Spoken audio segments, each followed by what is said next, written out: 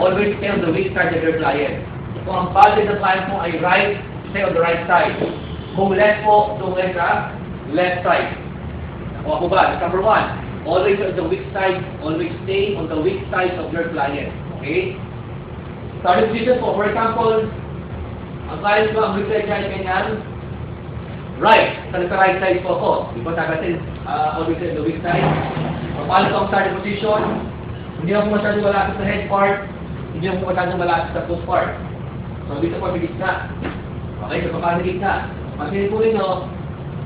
Itong aking outer leg should be the level of the waist. But yung inner leg should be the level of the hip. Okay, di pa naman ako put together. Ganon. Okay, for base of support. Okay? So, number one, you have to introduce yourself. Okay? So, sabi natin, di ba, explain the procedure to your client. Di ba? Okay. Hindi naman, nandiyan nata sa notes yun. Okay. Good afternoon, ma'am. I'm Erwin. I'm here to sit you up in a low bed. Okay?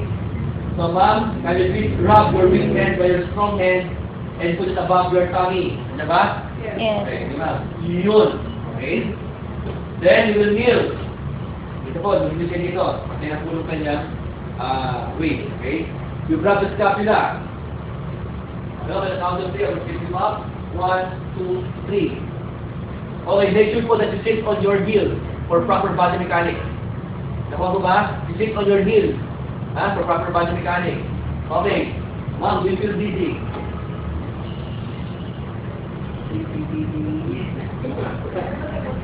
Okay. Do you feel dizzy? Okay. You ask the client if he or she feels dizzy. Why? Bata ka lang. Because of what? Because of the postural hypotension. Nakalimutan niya wala? Wala na guys?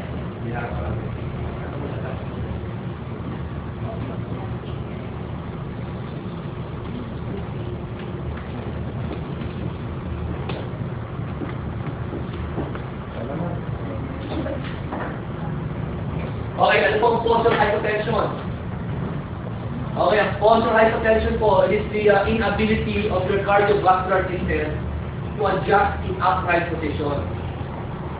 Okay, inability of your cardiovascular system to adjust in upright position. DC. So you feel DC. Okay, inability of your cardiovascular system to adjust in upright position. Yung bigla kong pagpupo o pagtayo, nahihilo po yung inyong client. Diba? So pag nahihilo po, anong gagawin?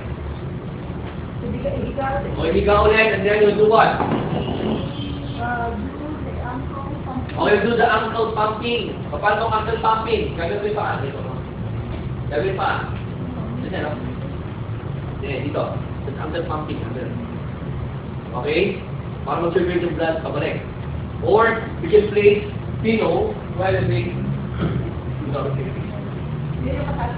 Hindi naman yun. sa mataas. Ulo mataas. Ganyan. Ha? 45 Ay, mataas. 18. Ha?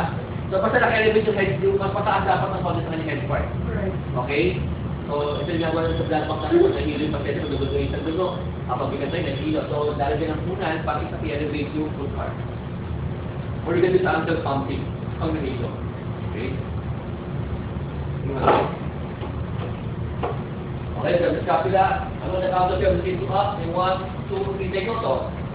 Lift on your heel. For proper body mechanics, kung kayo lang dito, feel ninyo. Okay, ma'am, this is easy. Okay, sabi ni ma'am, no. Okay. The next command po, ma'am, kindly support your elbow. Wala na siya. Weak to eh. Weak to, di ba? Hirap niya, di ba? Ma'am, kindly support your elbow. Ano na siya? Nagapang lang. Pababa. Diba, so weak to. Ayan, okay. Hawakan mo yung siko. Hawakan mo Okay. yung siko mo. Okay. Then, instruction client, okay ma'am, can you please bend your strong leg? That's how leg. Yun. Okay, stay here at the back of your client. Right now, tayo sa paan po yung sa floor, isa din dito. Medyo may space po, because aatras kayo eh. Okay, hindi mo dalang paan, hindi na babasa kayo yan. Isa po dapat nasa floor. Okay? Mataas mo na. Okay. Kung babae sa babae po, babae sa babae, pwede po yung ganito. Maganda yung ganito. Kasi makakasama sa mabuti pa. Okay? Sa akin, hindi pwede yan. Magkakasama siya, may katamaan dyan. Ha? Okay. Yan. Okay. Okay, ma'am. Ano man dyan? Instructor can do bend and then strong leg. Okay, ma'am. Press your foot against the mattress and raise your back up as I pull you backward at the count of 3. Iwan natin ito, di ba? Okay. Sabi na gawin dyan.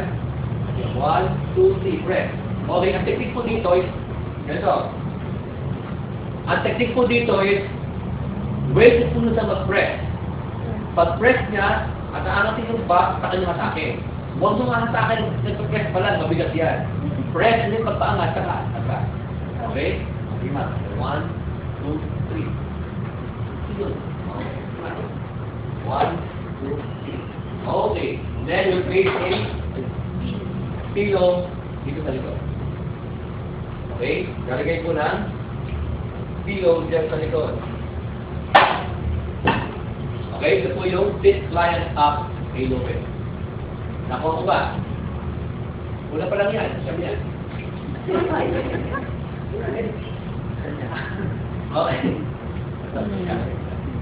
Okay.